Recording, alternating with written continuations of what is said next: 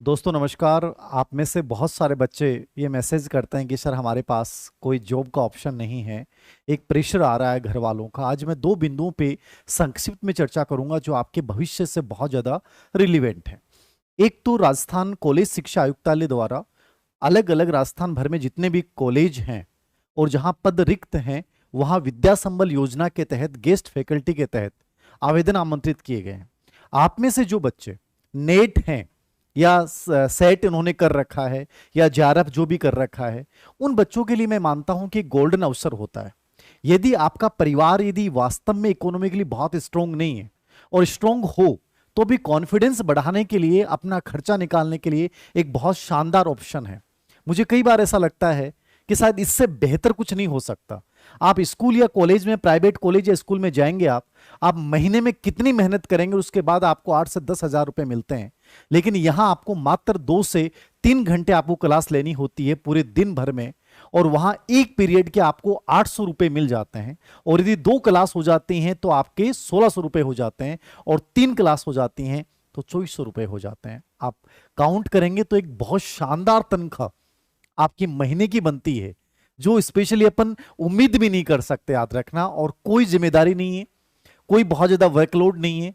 आपको 2 या 3 घंटे जो भी आपको उस कॉलेज में मिलेंगे और आराम से आप उन कालांशों को आपने लिया और उसके बाद जो आपकी तनख्वाह आपको मिल जाएगी, तो एक अच्छी ऑप्शन है आपके लिए। तो मैं यहां दो चीजों की चर्चा करूंगा। एक तो विद्या संबल योजना जो कॉलेज शिक्षा के अंतर्गत जो भी चले, पहले स्कूल शिक्षा में निकली थी, अभी वो विचाराधीन चल रही है, उसमें क्या हुआ अभी शायद पोस्टिंग नहीं मिली है। लेकिन कॉलेज वाली मैं सबसे आसान और सबसे बेहतर मानता हूं। जो बच्चे नेट जिन्होंने कर रखा उनको अखबारों में देखकर, और जितने भी आसपास के, मतलब आपके 50 किलोमीटर के एरिया में जो भी कॉलेजों की विज्ञप्ति निकली है, आपको तुरंत फॉर्म भरना चाहिए। और एक कॉलेज का नहीं, 3 से 4 कॉलेजों का फॉर्म भरना चाहिए। जहां भी नंबर आता है वहां बेटर ऑप्शन है, उसके साथ अपनी तैयारी को आप कंटिन्यूस कर सकते हैं। नंबर 2 पे पीएचडी करनी चाहिए कि नहीं करनी चाहिए, इसको लेकर मैं एक बात कहना चाहूंगा। बहुत से बच्चे मेरे से पूछते हैं। अभी कई यूनिवर्सिटीज के पीएचडी के फॉर्म निकले हैं, जैसे राजस्थान में शेखावाटी यूनिवर्सिटी के फॉर्म निकले हैं और बम्पर वैकेंसी हैं, शायद बहुत ज्यादा वैकेंसियां हैं। मैं आपको ये बताना चाहूंगा कि पीएचडी करने के दो फायदे हैं। एक तो आपको भविष्य में इन फ्यूचर हो सकता है कि पीएचडी वाली मतलब एक अनिवार्यता योग्यता के रूप में कर दी जाए, अभी फिलहाल नहीं है। असिस्टेंट प्रोफेसर में केवल नेट और सेट चाहिए, लेकिन आने वाले टाइम में होगी। नंबर 2 पे आप बेरोजगार भी रहते हैं और आपने पीएचडी में आपका रजिस्ट्रेशन हो जाता है, तो राजस्थान सरकार की इस बार के बजट में घोषणा थी कि आपको महीने के 20 हजार रुपए दिए जाएंगे।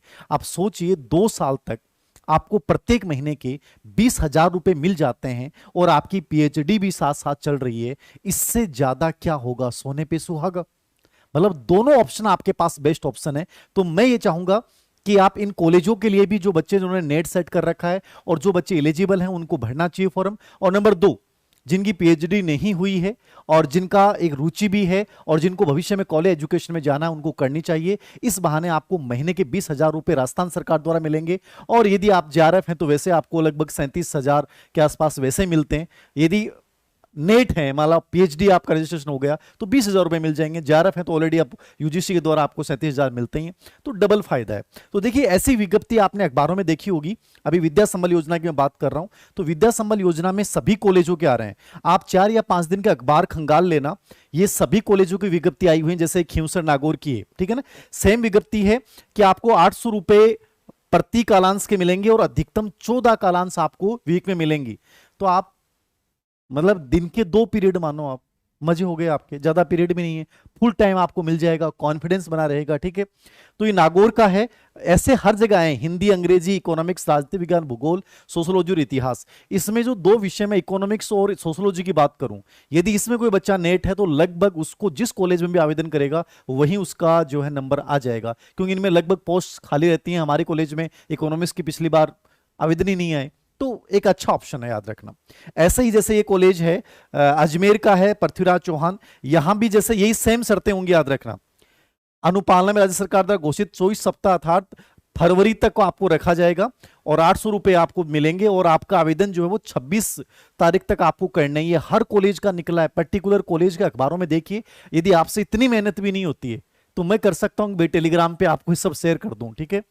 तो ये जैसे पृथ्वीराज चौहान में साइंस के खूब सारे आए, विजयनगर इसके अधीन जो भी कॉलेज है, हिंदी साहित्य, अंग्रेजी, राजनीति विज्ञान, अर्थशास्त्र, भूगोल, संस्कृत, तो ये अजमेर वाले बच्चों के लिए काफी उपयोगी है। ऐसे ही ये है इसका सीकर का निकला, देखिए सीकर एस के कॉलेज का निकला है। तो इसमें भी वही है कि आपको 25 अगस्त तक आपको 3 बजे तक कार्यालय राजकीय कन्या महाविद्यालय सीकर में आमंत्रित आपको अपना आवेदन पत्र भेजना है। और इसमें लोशल के आसपास 3 विषय हैं, हिंदी साहित्य, इतिहास और समाजशास्त्र, अर्थशास्त्र और भूगोल, 5 विषय हैं, ठीक है ना, जिसमें इतिहास तो मैं ही खाली करके आया था यहां से, ठीक है। और बाकी हैं कन्या महाविद्यालय फतेहपुर में सभी के सभी हिंदी साहित्य, लोक प्रशासन, इतिहास, भूगोल, सोशोलॉजी, अंग्रेजी साहित्य, राजनीति विज्ञान, रसायन शास्त्र, गणित, फिजिक्स, वनस्पति शास्त्र और प्राणी शास्त्र। मतलब मैं ये कहना चाहता हूं कि यदि रियल में आपके ऊपर जॉब की आपको नीड है ना, तो इससे आसान जॉब और इससे अधिक पैसे वाला जॉब कुछ भी नहीं है। आपको सिर्फ 2 पीरियड या 1 पीरियड आपका आएगा और आपको 800 रुपये पर पीरियड के हिसाब से मिलेंगे। आपको आवेदन करने चाहिए, नंबर आता है कि नहीं आता है, ये कितने आवेदन आते हैं, उसमें कौन सा कितना योग्यताधारी होता है उस पर डिपेंड करेगा, लेकिन फॉर्म आपको भरने चाहिए और ये अखबारों में डेली विज्ञप्ति आ रही है। दूसरा ऑप्शन मैं उन बच्चों के लिए बोल रहा हूँ जो बच्चे कह रहे हैं कि सर हमें पीएचडी करना चाहिए कि नहीं करना चाहिए और क्या फायदा है पीएचडी करने का। तो मैं एक सिंपल सा बताऊंगा, जैसे शेखावट यूनिवर्सिटी की निकला है आरईटी 2023 और सितंबर में इसकी एग्जाम होगी।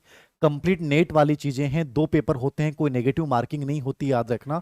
और बहुत अच्छी पोस्ट हैं इसमें, ठीक है ना, बहुत अच्छी पोस्ट हैं। वही 55% चाहिए, 5% की छूट है ओबीसी एसटी एससी जो भी कैंडिडेट हैं, याद रखना।